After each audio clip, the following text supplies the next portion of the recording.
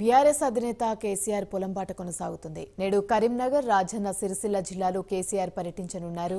2 జిల్లాలకు పర్యటనకు సంబంధించిన షెడ్యూల్ ఖరారైంది. ఉదయం 8:30కు ఎర్రవెల్లి వ్యవసాయ క్షేత్రం నుంచి బయలుదేరి 10:30కు ముగ్దాంపూర్ చేరుకొని ఎండిపోయిన పంటలను పరిశీలిస్తారు. మధ్యాహ్నం మాజీ మంత్రి గంగుల కమలాకర్ నివాసంలో భోజనం చేస్తారు.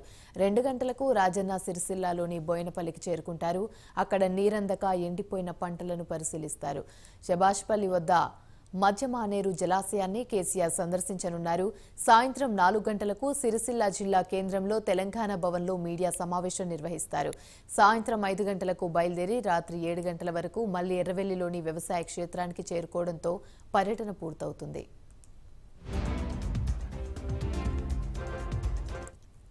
రైట్గా ఇదే అంశానికి సంబంధించి మరిన్ని వివరాలు మా ప్రతినిధి చందు అందిస్తారు.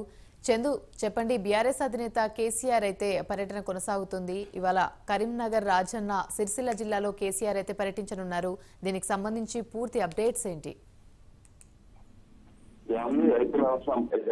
తెలంగాణలో పాలిటిక్స్ ఇంకేకాదు ఫామ్ హౌస్ వీడి పంట పొలాల పైన కేసీఆర్ అయితే పడ్డారు. ఎండిన పంటల పరిశీలన క్షేత్రస్థాయి పర్యటన కూడా శ్రీకారం చుట్టారు. ఇప్పటికే జనగామ, సూర్యాపేట, నల్గొండ జిల్లాల్లో కేసీఆర్ పర్యటించారు.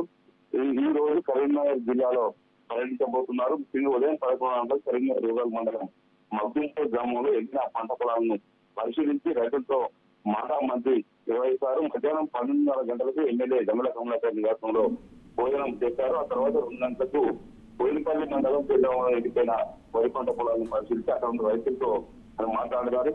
సాయంత్రం 3 గంటలకు చామాజ్పల్లి ఇంటి వద్ద మానేరు ప్రాజెక్టులు కూడా పరిశీలిస్తారు. మానేరు జలాశయం ఎలా ఉంది, నీళ్ళు పరిశీలిస్తారు. అనంతరం 4 గంటలకు తెలంగాణ భవన్లో కీలక ఒక కామెంట్ చేసేటువంటి అవకాశం అయితే మనకు ప్రస్తుతం కనిపిస్తోంది. ముఖ్యంగా రైతు సమస్యలే ఎక్కువగా పార్లమెంటు ప్రచారానికి టీఆర్ఎస్ అధ్యక్షుడు కేసీఆర్ అసమర్థ వైశాఖతోనే పంటలు పెరుగుతున్నాయంటూ కూడా ఆయన ఇప్పటికీ ఆగ్రహం వ్యక్తం చేస్తున్నారు. కాంగ్రెస్ అధికారంలోకి వచ్చిన తర్వాత 200 మంది రైతులు ఆత్మహత్యలు చేస్తున్నారంటూ కూడా ఆయన కామెంట్ చేశారు.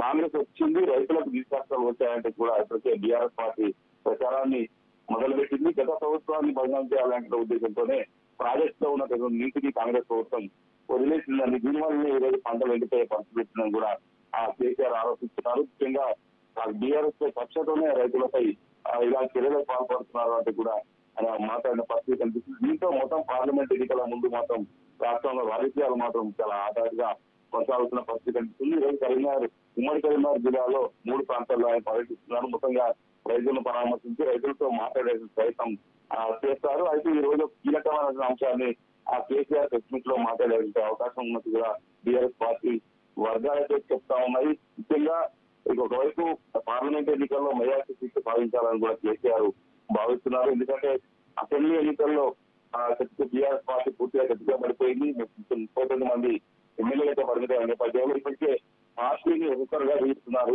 దీంతో పార్టీకి డ్యామేజ్ అయ్యే పరిస్థితి కనిపిస్తున్న నేపథ్యంలో పార్లమెంట్ ఎన్నికల్లో అంటే మెజార్టీ స్థానాలు కనుక కైవసం చేసుకుంటే ఖచ్చితంగా పార్టీ మళ్ళీ పునర్వైభవం భావిస్తుంది, పార్టీ మళ్ళీ బతికిస్తున్నటువంటి అభిప్రాయంలో కేసీఆర్ ఉన్నారు. ఈ క్రమంలోనే రైతు అంశాన్ని ఎజెండాగా చేసుకుని ప్రజల్లోకి వెళ్లే ప్రయత్నం చేస్తూ రైతుల సెంటిమెంట్ ను ఆధారంగా చేసుకుని పార్లమెంట్ ఎన్నికల్లో ఓట్లు సాధించాలని కూడా కేసీఆర్ భావిస్తున్నారు. అందులో భాగంగానే పర్యటన చేస్తున్నారు.